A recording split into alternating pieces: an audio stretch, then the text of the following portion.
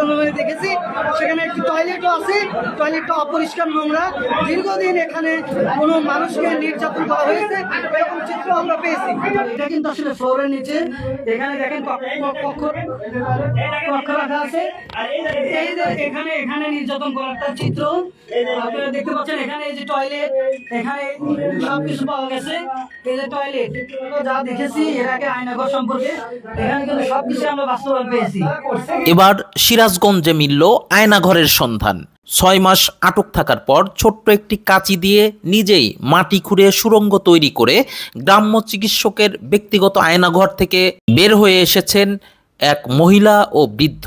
শুক্রবার ভোরে সিরাজগঞ্জের রায়গঞ্জ উপজেলার চান্দাইকোনা ইউনিয়নের সোনারাম পূর্বপাড়া গ্রামের মাটির নিচে একটি ঘর থেকে সুড়ঙ্গ খুঁড়ে মুক্ত হন একই ইউনিয়নের লক্ষ্মী বিষ্ণু প্রাসাদ গ্রামের শিল্পী খাতুন এবং পূর্ব পাইকরা গ্রামের বৃদ্ধ আব্দুল জব্বার। জানা যায় তারা নাজমুল ইসলাম আরাফাত নামের একজন গ্রাম্য ডাক্তারের তৈরি ব্যক্তিগত আয়নাঘরে প্রায় 6 মাস বন্দী ছিলেন। আরাফাত লক্ষ্মী বিষ্ণু প্রাসাদ গ্রামের বাসিন্দা ও তিনি গ্রাম্য ডাক্তারের পাশাপাশি রায়গঞ্জ প্রেস ক্লাবের সদস্য। পূর্বশত্রুতার জেরে তাদেরকে অপহরণ করে সেখানে ছোট্ট ঘরে আটকে রাখা হয়েছিল বলে ভুক্তভোগীরা দাবি করেছেন।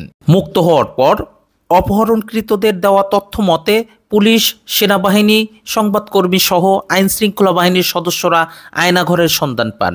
এ ঘটনায় নাজমুল ইসলাম আরাফাতকে জিজ্ঞাসাবাদের জন্য গোয়েন্দা বাহিনীর লোকজন আটক করেন। এদিকে খবর পেয়ে হাজারো মানুষ ঘটনাস্থলে পৌঁছে অভিযুক্ত আরাফাত ও তার সহযোগী সুমনের বাড়িতে ভাঙচুর করে আগুন ধরিয়ে দেন।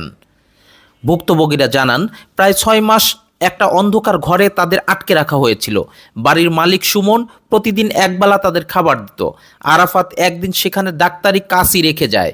সেই কাঁচি দিয়েই দীর্ঘদিন ধরে ধীরে ধীরে নিজেরাই সুড়ঙ্গ খুঁড়ে বৃহস্পতিবার রাত 3টার দিকে বেরিয়ে আসেন।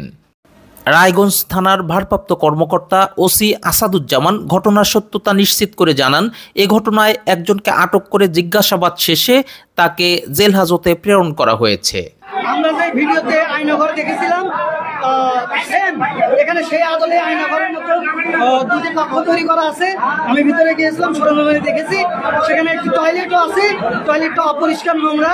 দীর্ঘদিন এখানে কোনো মানুষকে নির্যাতন করা হয়েছে এরকম চিত্র আমরা পেয়েছি এবং একটি সুড়ঙ্গ পেয়েছি। সেই সুড়ঙ্গ দিয়ে আসলে এখানে যে যারা এখানে আটকা ছিল তারাই সুড়ঙ্গ দিয়ে বের হয়েছে।